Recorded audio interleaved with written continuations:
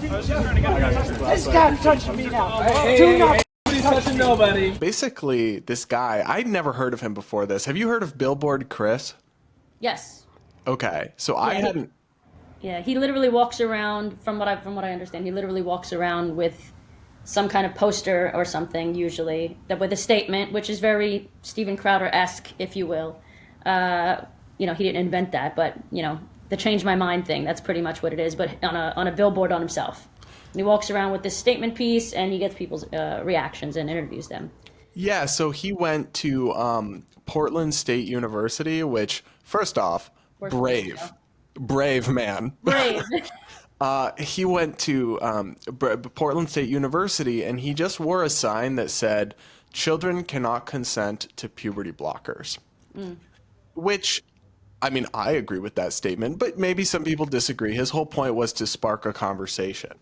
And this incident goes down where this trans person, who was later identified as a faculty member at the university,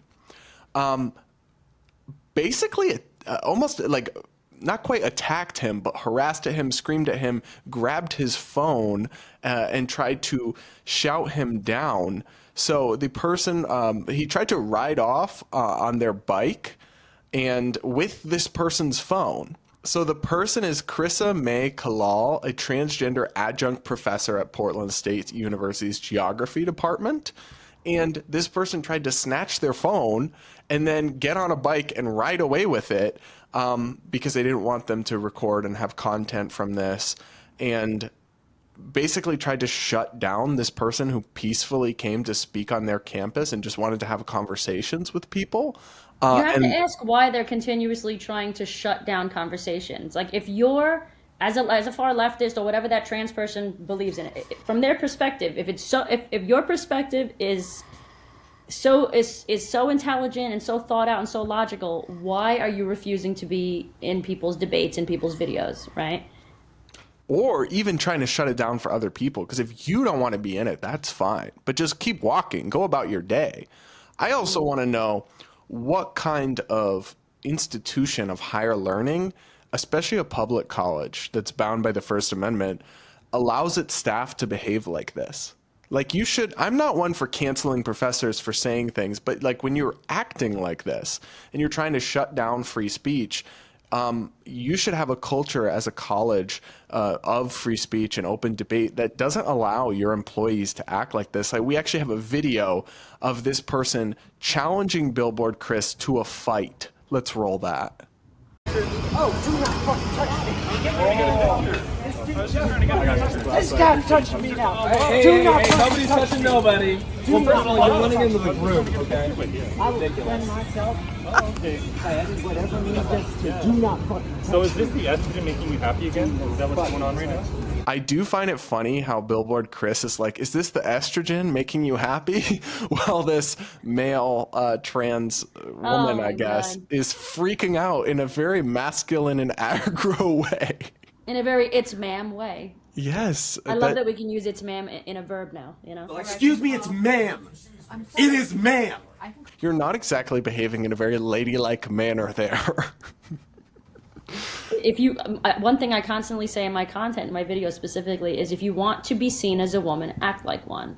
There is, and that is somewhat of a misogynistic comment, because that suggests that women should act and be seen a certain way. But the truth is, most of the time, we do act a certain way. It doesn't mean we all act the same, but we all act more similarly as women compared to men, you know? And it is a fact that like men commit more violence than women and more violent crimes and these kinds of things. And so committing violent crimes is not the best way to come off as a woman. As a woman. But it wasn't just this trans faculty member who gave Billboard Chris a hard time over this. There's another clip here of somebody who came up and wanted to give what was a very articulate, I thought, and intelligent response and debate to Chris's argument. Take a listen to this. Is a fucking idiot. You. Do you want to have a conversation? No, I don't want to talk to you. I want you to fucking leave. Okay. Nobody's impressed. You guys fucking suck so bad. Okay. You are the dumbest motherfucker I've ever seen in my life. Should we be able to have Shut the fuck conversations up. on the No. university campus? My man. See, you should talk to this guy. You should have a conversation with this guy. No, you should shut the fuck up. You should move to a cave and die. Because you're an idiot.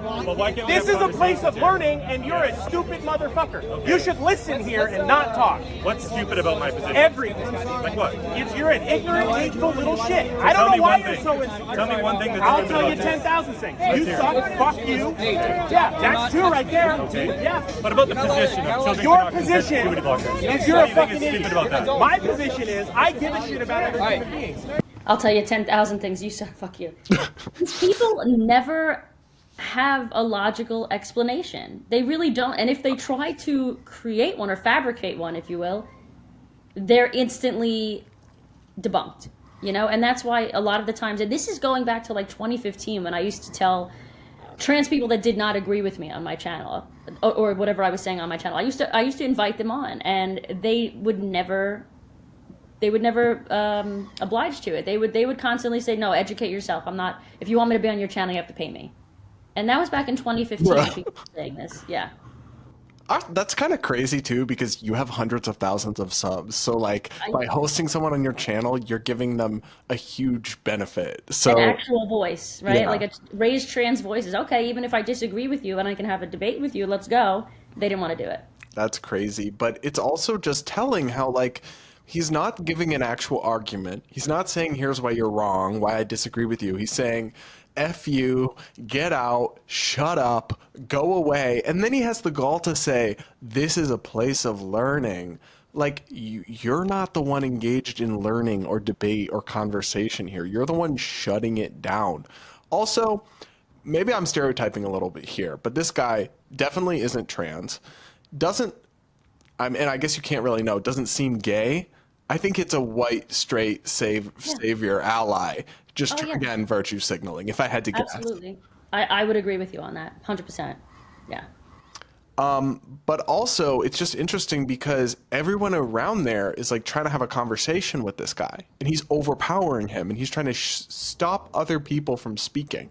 And I just have yet to see anyone just address his point. Can children consent to puberty blockers? I don't think anybody has. I think the argument that most trans activists have been making isn't about consent. It's about how it's going to help them in the future. So even then, they're taking the current argument away and making it about something else. Yeah, and I have compassion for somebody who's trans and a kid and gender confused, but I think you have to wait and see if it's persistent, and they have to go through their puberty, because that's what will resolve it, and maybe they'll just turn out to be gay or lesbian. But when you can't even say that, like I know, having gone to a super far left college, that if I had said that statement in my gender studies class, it would have been like I dropped a bomb. Like, that's considered radical now, and it's just crazy because it feels like 5 minutes ago, everyone would have thought you were crazy if you didn't agree with that basic statement. Right. Yeah, no, I agree.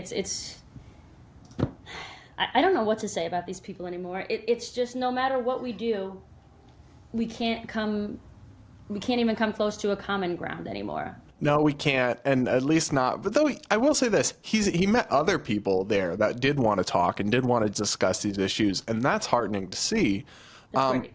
But I also am known when I've gone to college campus. Have you gone to college campuses at all recently? Not yet. Maybe that's something I need to do, honestly. Maybe I'll go to my what is it called? Alma mater? Alma mater, yeah. Alma mater. Maybe I'll go to Pratt. And I mean, that's probably woke central. It's a bunch of art students waiting to be offended over something. So. Yeah, I mean, my college, UMass, was as far left as they come, and I would like to go back, but I would probably get protested, but that's fine.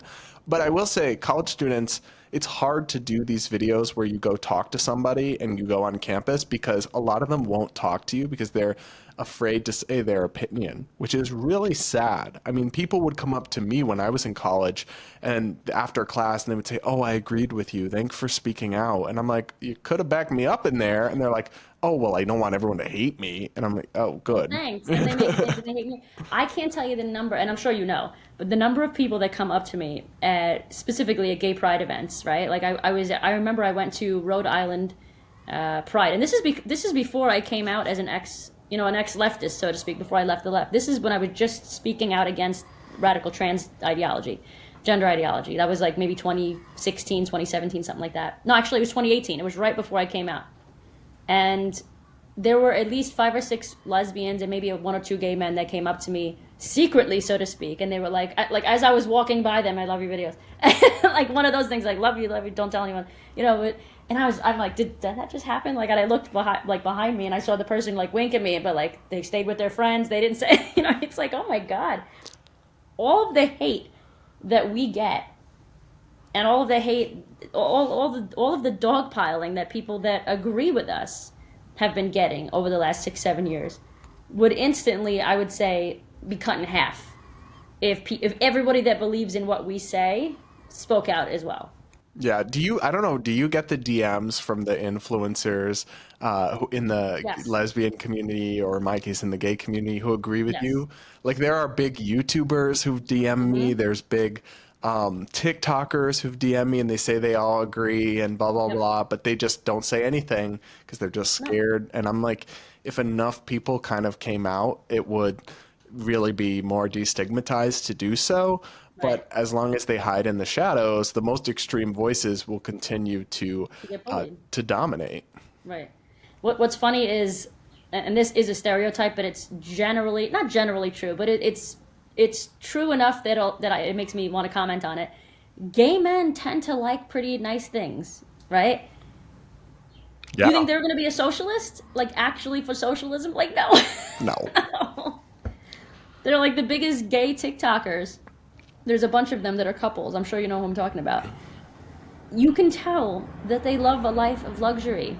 There's no way in hell they actually believe in what the Democratic Party is preaching right now. No, and some of them too, like, maybe I read between the lines or see what I want to see, but there are certain gay YouTubers or TikTokers who I watch their content and I get like low-key conservative vibes, or low-key, it's like super subtle because they don't say anything, but just the way they respond to certain things, or like the way that people felt. I think that you've told me about your content before you kind of were open about your political change. They were like starting to get a vibe shift. I see that. Yeah. That makes sense. Yeah. Because I stopped putting up with bullshit, and I mean, but the thing is, it wasn't like, and I know people are going to say, all of a sudden I'm a grifter, blah blah blah. It wasn't.